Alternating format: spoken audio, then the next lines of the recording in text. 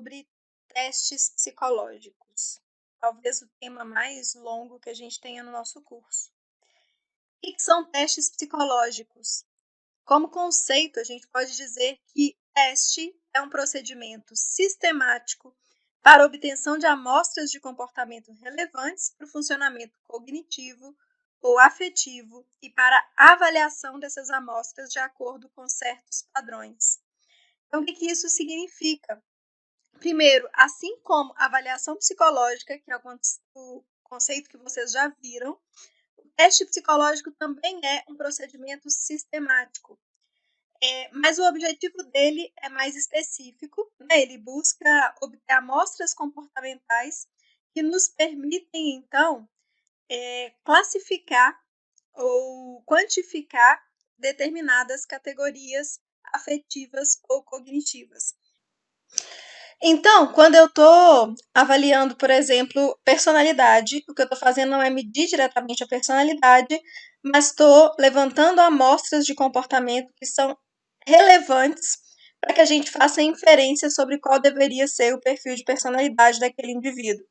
Então, se eu coleto amostras que me indicam, por exemplo, tendência a frequentar muitas festas, a juntar muitos amigos quando sai, a falar muito, falar alto, a buscar, a se importar pouco com a estimulação, a tendência é que eu, a partir de todas essas amostras de comportamento, eu posso fazer a inferência de que esse indivíduo tem um nível elevado de extroversão.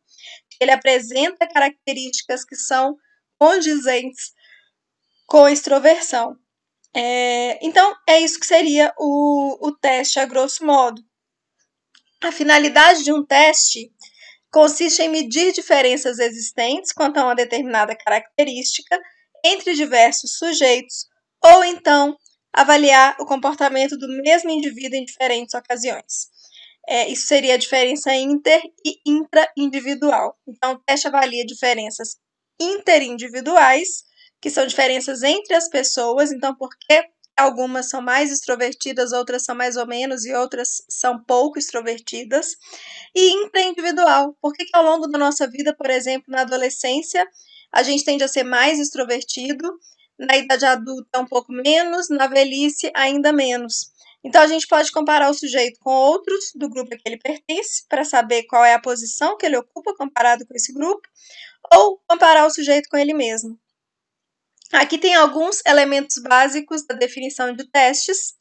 São procedimentos sistemáticos, como eu já disse para vocês. Isso quer dizer que caracterizam-se por planejamento, uniformidade, meticulosidade e, como fundamento, para serem úteis, eles devem ter objetivos justos e possíveis de demonstração. Testes são amostras de comportamento, são pequenos subconjuntos de um todo que é muito maior. A gente seleciona aqueles comportamentos que a gente acha que são mais determinantes de determinada característica. O uso de amostras de comportamento é eficiente porque o tempo disponível geralmente é limitado, então eu não consigo acompanhar uma pessoa durante muito tempo, e no teste, então, eu vou ter que selecionar as características que são mais representativos, comportamentos, perdão, que são mais representativos daquela característica. Comportamentos avaliados pelos testes são relevantes para o funcionamento cognitivo, afetivo ou ambos. Essas amostras são selecionadas por sua significância psicológica, empírica ou prática, e os testes, como fundamento, ao contrário de jogos mentais, eles existem por sua utilidade, eles são ferramentas para nos ajudar a acessar características que são relevantes para a nossa adaptação e para o nosso bem-estar. Resultados de testes são avaliados e recebem scores. Então, a gente vai ter sempre algum sistema numérico ou categórico para classificar os resultados dos testes segundo regras pré-estabelecidas. Não deve haver dúvidas, então, sobre quais seriam esses resultados. Qualquer psicólogo que avalie precisa chegar a resultados muito semelhantes quando ele usa um teste. Para se avaliar resultados de testes, é necessário ter padrões baseados em dados empíricos. O que é isso? Deve haver uma maneira de aplicar um critério ou um padrão de comparação para aqueles resultados. Em geral, esses padrões, eles devem avaliar os resultados de um teste num único sentido. E, em geral, o que a gente faz é classificar os resultados de acordo com a resposta padrão ou com os níveis de resposta comuns para o grupo cultural, de etário, de gênero a que aquele indivíduo pertence. A gente tem uma série de classificações de testes psicológicos segundo algumas categorias. Essas aqui seriam as categorias mais comuns e a gente vai falar um pouquinho sobre cada uma delas. No que se refere à objetividade e padronização, a gente tem testes psicométricos ou objetivos e testes impressionistas, que também são muitas vezes chamados de projetivos. Quais são as diferenças principais entre testes psicométricos e testes impressionistas? Testes psicométricos são geralmente testes mais objetivos, são testes mais fáceis de serem corrigidos, porque eles têm critérios muito mais bem definidos. São testes também mais fáceis de serem aplicados, porque, em geral, têm instruções fáceis de serem compreendidas, enquanto que os impressionistas são testes que demandam mais em termos de habilidade do clínico, são de aplicação um pouco mais difícil, porque muitas vezes demandam observação durante o processo de resposta, né? Demanda que o avaliador observe o comportamento durante o processo de resposta, e eles também são mais, demandam mais de conhecimento clínico para correção. Os exemplos, então, de testes psicométricos seriam as escalas. São os primeiros testes que vocês vão fazer, inclusive, na próxima semana, e que envolvem questionários em que eu respondo segundo um critério, que pode ser sim ou não, ou pode ser uma escala do tipo Likert, que varia de discordo fortemente a concordo fortemente. Já os impressionistas, eles são menos precisos nas respostas, em geral as respostas são livres, e exemplo de teste impressionista seria teste de manchas de tinta, em que eu apresento uma mancha de tinta e solicito ao avaliando que diga o que é que ele está enxergando ali. Ele não tem possibilidade de respostas pré-determinadas.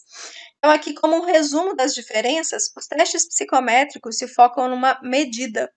Eles querem me indicar quanto ou que lugar aquele indivíduo ocupa comparado com outros do mesmo grupo em extroversão, por exemplo. Né, o quanto de extroversão ele tem. Então, ele me dá uma quantidade.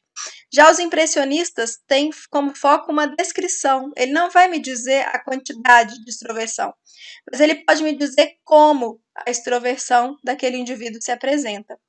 Os psicométricos são focados na padronização. Então, a aplicação ela é padronizada. Em geral, a gente segue à risca todos os critérios de aplicação, de correção, de interpretação. Já os impressionistas são não padronizados. Eles precisam ser o mais ambíguo possível, justamente para impedir que o indivíduo que está sendo avaliado tente controlar o teste. Psicométricos são estruturados na resposta, então tem geralmente uma escala do tipo Likert, sim ou não, ou tem uma resposta certa ou errada.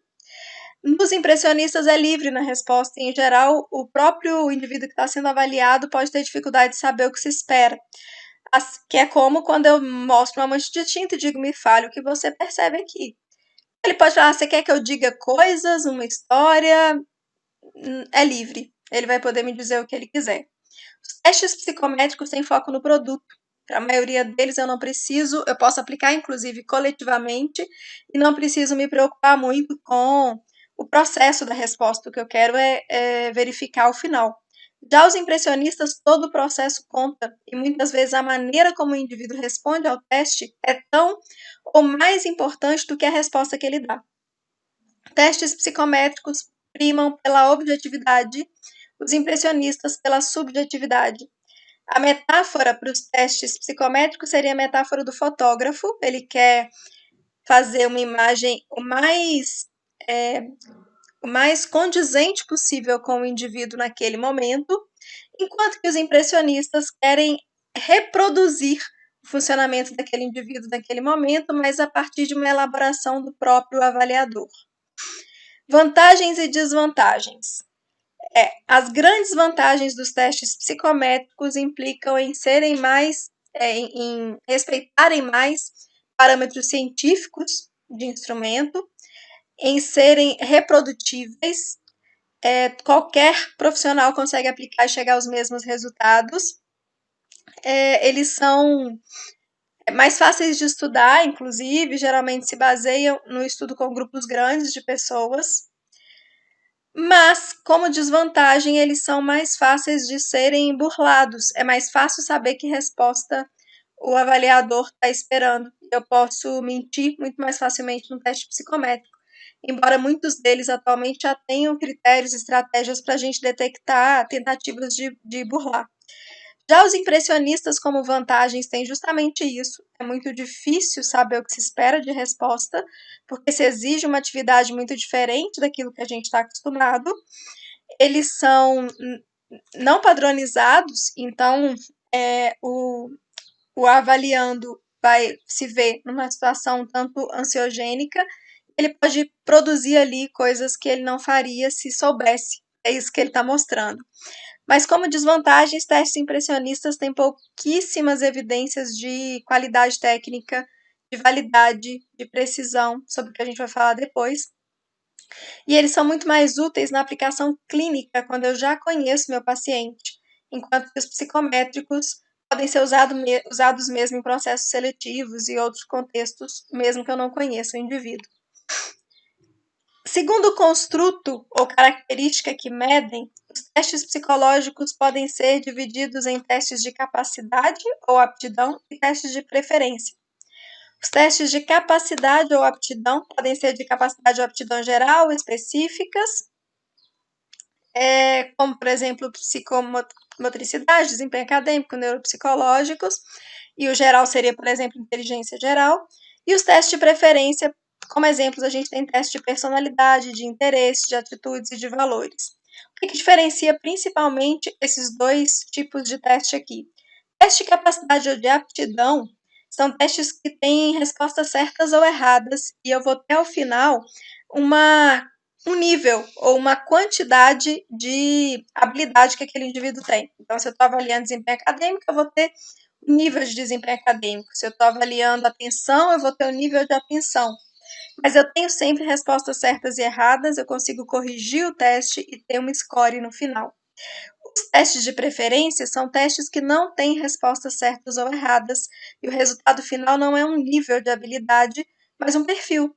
Então, eu posso ter diferentes perfis de personalidade, não necessariamente um ser melhor do que o outro, ou um indicar mais do que o outro. Essas seriam as diferenças principais. Aqui, exemplo de teste de capacidade. Matrizes progressivas de Raven, que é um teste não verbal de figuras abstratas e que envolvem avaliação da lógica associada às imagens e que avalia, está o mais próximo possível do que seria inteligência. O D48 e o G36, idem, também são testes que avaliam o construto da capacidade indutiva, a capacidade de raciocínio, que é uma habilidade geral. As escalas Wechsler de inteligência, que vocês vão conhecer no semestre que vem, são testes de aplicação, é uma bateria de testes que também avalia uma capacidade geral, que é o QI, que é a inteligência geral. Aqui tem alguns exemplos de como testes de capacidade ou de habilidade se configurariam. Esse primeiro aqui é um teste que não existe, tá? Só para vocês terem como exemplo, mas a finalidade dele seria avaliar exatamente a mesma coisa que o Raven ou o G36 avaliam. Então, aqui a pergunta é: qual dos quadrados da fileira de baixo completa a fileira de cima? Eu tenho aqui 4 quadrados, um que se transforma, e esse outro, então, seguindo a mesma lógica, o quadrado 1 se transforma no quadrado 2, e o quadrado 3 se transformaria no quadrado 4, mas o quadrado 4 está vazio. Eu preciso, então, identificar dentre essas opções A, B, C e D, qual delas preencheriam o espaço aqui no quadrado 4. Bem, então aqui a gente tem, por exemplo, eu tenho 4 círculos com uma cruz dentro. E a mudança que aconteceu aqui é que o traço horizontal da cruz foi retirado. Então, aqui eu tenho 4 estrelas aqui, né, que são vários traços se cruzando, E se eu considerar que vai se manter a mesma lógica daqui, ou seja, o traçado horizontal vai ser eliminado, eu vou imaginar esse mesmo desenho aqui do quadrado 3 sem o traço horizontal, que seria a letra C. Então, essa seria a lógica. Esse é um exemplo de teste. Aqui é um exemplo de teste de rotação. Dois dos desenhos abaixo representam a imagem dos mesmos formatos vistos num espelho. Quais são? Então, a gente teria que verificar, né, quais figuras representam uma mesma imagem vista espelhada. Então, é a mesma ideia, só que aqui o que eu tenho que fazer é uma rotação mental. Aqui, lógica também, mas com números. Qual é o número que falta na sequência? 2, 5, 9, 14, 20.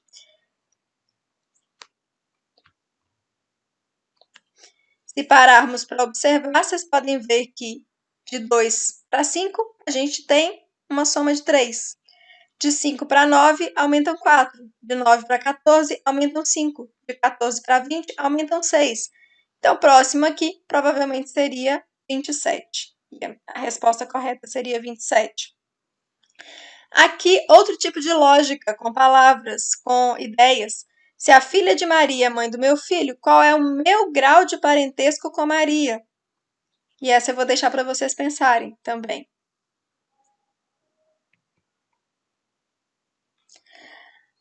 Testes de capacidade ainda. Eu tinha falado sobre os gerais. Aqui a gente tem alguns exemplos de testes de capacidade específicas. São direcionados para uma única aptidão, por exemplo, música, língua, raciocínio matemático, raciocínio com palavras, raciocínio mecânico e assim por diante. Então, aqui a gente tem alguns exemplos de provas que avaliam capacidades específicas, diferente desses aqui, que avaliam capacidades de raciocínio mais geral. A gente pode ter testes de inteligência, então, com um resultado único, ou baterias que têm um perfil com resultado em várias habilidades específicas. Já testes de preferência, que são a segunda categoria, diferente dos de capacidade, a gente tem aqui inventários ou questionários. São perguntas sobre como você é. Alguns exemplos: inventário fatorial de personalidade, escala fatorial de neuroticismo, inventário de habilidades sociais, inventário de personalidade multifásico, MMPI. Aqui alguns exemplos de item. Você acha agradável muita animação ao seu redor? E o indivíduo, isso aqui são testes para criança, o indivíduo responde sim ou não. Você gostaria que outros colegas tivessem medo de você? Eles respondem sim ou não. Aqui, muita animação, se ele responde sim, isso é um indicador de extroversão. Aqui, você gostaria que os outros tivessem medo de você? Se ele responde sim, isso é um indicador de baixa amabilidade ou de agressividade. Quando você acaba de fazer algo, geralmente pensa que poderia ter feito melhor? Se ele responde sim, ele tem provavelmente baixa estabilidade emocional. Aqui tem um outro exemplo. Tem itens desse tipo também. Eu me comporto de maneira honesta e correta com os outros, e a resposta vai ser dada numa escala do tipo Likert, de quase nunca a quase sempre, né? De acordo com quanto que isso combina comigo. Quando quero fazer alguma coisa, não consigo esperar e devo fazer imediatamente. Idem, vou responder o quanto que isso acontece comigo. São de preferências porque aqui não tem resposta certa ou errada. Aqui um outro exemplo, né? Testes de personalidade. Além dos testes dessa natureza, eu posso também ter técnicas projetivas ou impressionistas, como aqueles sobre os quais a gente já falou. Também entram na categoria testes de preferência. São menos estruturados, mais dinâmicos, mais difíceis de entender e aplicar, requerem mais treinamento. Alguns exemplos: o HTP, que é o desenho da casa, da árvore e da pessoa, desenho da figura humana, o TAT e alguns outros. Aqui a gente tem um exemplo do teste desenho da figura humana, e a gente avalia, só para vocês terem uma ideia, né? A gente avalia aqui, por exemplo, um desenho de uma pessoa com diagnóstico de esquizofrenia, e a gente poderia avaliar a posição do desenho na folha, que envolve alguns indicadores, né? Por exemplo, a ausência de linha de solo aqui, o fato de estar mais para a esquerda, e aqui idem, né? Aqui, além de tudo isso, aqui seria uma bipolar, mas além de tudo isso, está muito afastado do chão. Então, alguns exemplos de como a gente avaliaria um desenho livre. Né? Aqui o pedido foi desenhe uma pessoa. Aqui, exemplo de técnica projetiva ainda, de mancha de tinta. O Rochat e o Zulliger são exemplos de testes que se baseiam nisso. Eu mostraria, então, para o indivíduo essa figura, com essa mancha, pediria para ele me dizer o que ele está enxergando. Algumas pessoas, por exemplo, enxergam um anjo aqui no meio, a parte branca. Outras enxergam dois cavalinhos aqui com as patas levantadas. Alguns veem Maria aqui também com o véu aqui em amarelo. E assim por diante, né? Eu posso ver várias coisas aqui e cada uma dessas coisas vai ter uma interpretação. Além disso, a gente tem também testes de levantamento de interesses profissionais, por exemplo, como o inventário de interesse de Coder, que me dá sempre um conjunto de 3 possibilidades para escolher o que quer mais e o que quer menos. Tem mais ou menos 100 proposições e é interessante de observar, porque eu sou obrigada a escolher alguma coisa, mesmo que eu não goste de nenhuma delas. Não é um teste que tem normas aqui para o Brasil, mas a gente tem alguns similares aqui que vocês podem conhecer depois. A gente tem também testes situacionais, que são testes que tentam repetir situações reais de vida. Geralmente não tem material impresso e a gente expõe o avaliando a vivenciar aquela situação. E aí, nesse caso, né, também é de preferência, porque eu vou verificar como é que ele lida com determinadas situações não estruturadas, numa dinâmica de grupo, por exemplo. A gente também tem a classificação segundo o número de examinandos presentes na avaliação. Os testes podem ser de aplicação individual ou de aplicação coletiva. Testes de aplicação individual são aqueles que só podem ser aplicados em uma pessoa de cada vez. Exemplo, Rochat, que é de mancha de tinta, e o VISC, que é uma bateria de inteligência.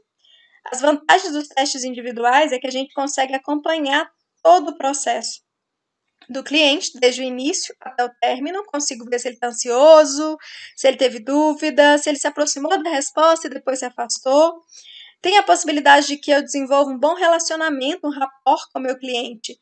E com isso eu posso ajudá-lo se ele estiver muito ansioso ou muito sonolento ou não parecer estar muito preparado para aquele momento, eu consigo ver e talvez reagendar ou talvez colocar isso nas minhas notas. Possibilita também um resultado muito mais rico por causa de todas essas observações associadas. Já os coletivos, eu posso aplicar para um monte de gente ao mesmo tempo, que são os que vocês vão fazer lá na prática, mas cada pessoa dá respostas individuais. Cada pessoa tem o seu protocolo e ela mesma escreve as suas respostas. Vantagem, ele é mais econômico em termos de custo e de tempo, apliquei em várias pessoas ao mesmo tempo e vou gastar muito menos com isso. São muito mais baratos que os individuais, enquanto um teste como o VISC, por exemplo, uma folha de resposta esteja custando em torno de R$ 70 para aplicar em uma pessoa, isso só a folha de resposta, fora o material do teste que eu já preciso ter. Aqui, um teste como o IFP, por exemplo, uma folha de respostas custa, um bloco de folha de respostas que me permite aplicar em 25 pessoas, custa cerca de R$ 25 a R$ 30. Então fica muito mais barato. São mais fáceis de serem aplicados, não exigem muito do aplicador, também são mais fáceis de serem corrigidos, a maioria pode ser de correção informatizada, eu só digito as respostas e a síntese já me sai. E a figura do psicólogo aqui fica mais diluída, evitando então que sua presença deixe o cliente ansioso e prejudique as respostas dele, porque um único psicólogo vai estar auxiliando um grupo grande de pessoas. Eles também podem ser classificados quanto ao tempo. A gente tem testes com medição de tempo, que são os testes de velocidade, e tem testes sem medição de tempo, que são os testes de capacidade. Então, nos de velocidade, eu marco o tempo que vai ser necessário para executar uma tarefa e o tempo é muito curto. A ideia é justamente que a tarefa seja mais simples, mais rápida, porque aí dificilmente alguém vai chegar ao final e eu consigo saber, então, ter uma medida do quanto aquela pessoa produz naquele tempo. Um exemplo, teste de atenção concentrada, o D2, que divide Ele é dividido em tempos de 20 segundos e eu avalio quanto uma pessoa consegue produzir com qualidade em 20 segundos, em cada tempo de 20 segundos. E eu peço para ela parar a cada 20 segundos.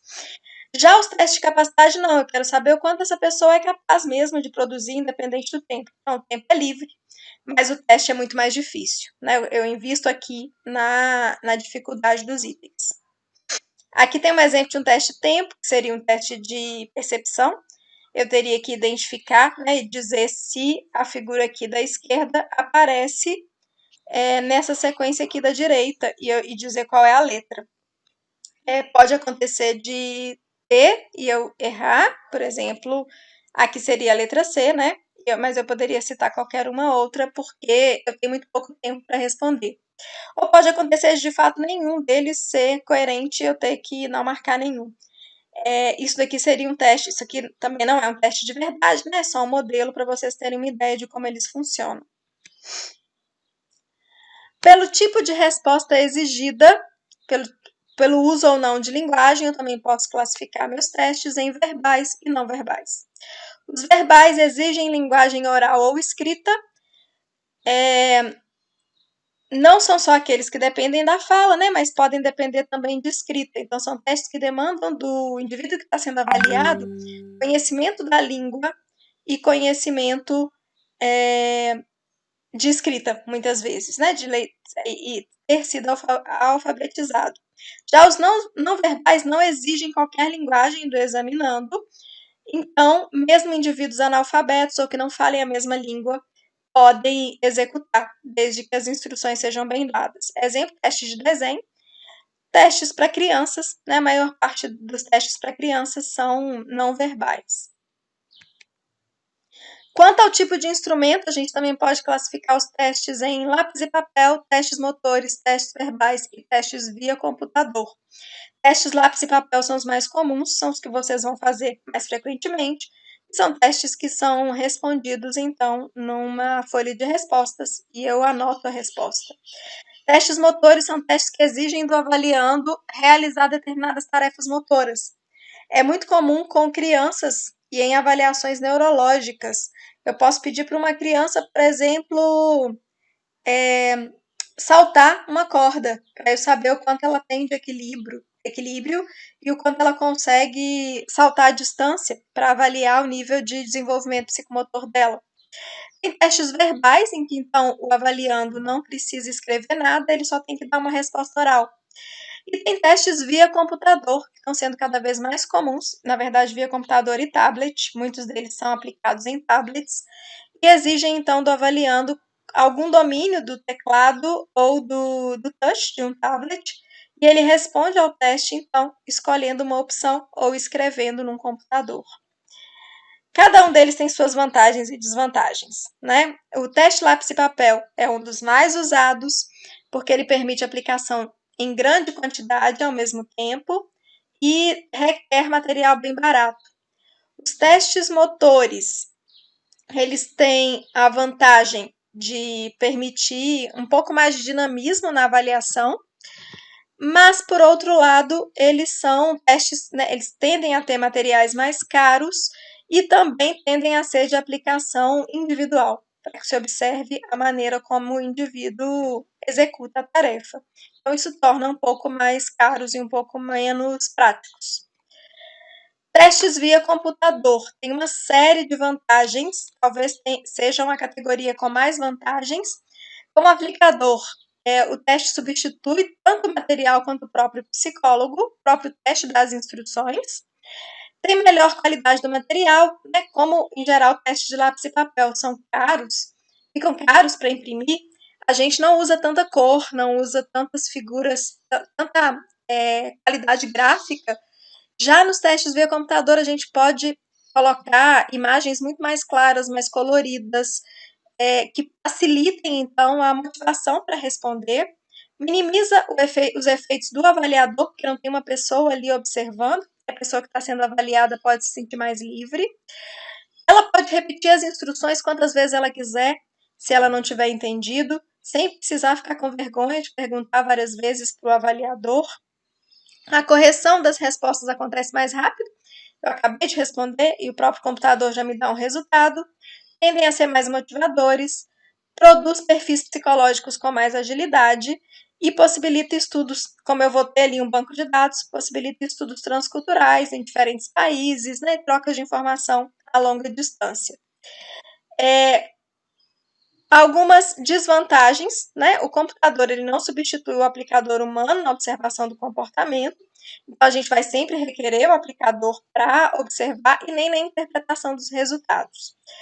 Outro grande problema é a confiabilidade dos resultados, principalmente o controle de pirataria e de uso desses dados por terceiros mal intencionados.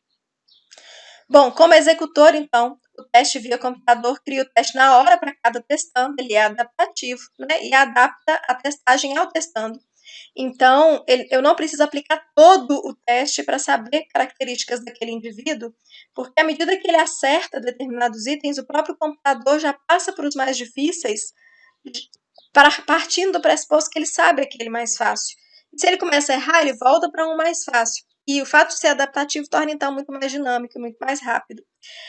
Além, inclusive, de tornar mais difícil a cópia dos testes ou decorar gabaritos, que é uma coisa que se faz nos testes de lápis e papel.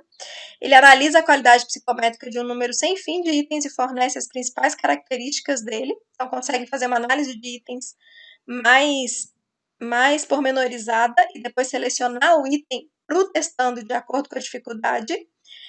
Então, evita o viés de aprendizagem, essa é uma outra vantagem, né? Uma mesma pessoa pode ser avaliada 2 vezes pelo mesmo teste e ela pode não responder os mesmos itens. Só que para isso a gente precisa de um banco de itens grande, precisa ter muitas perguntas para o teste e um bom algoritmo de sorteio, uma boa programação de dados. Isso ainda é bem caro no Brasil, especialmente por causa da segurança, mas é o jeito mais interessante de se avaliar. E esse banco de itens deve ser reavaliado e refeito periodicamente.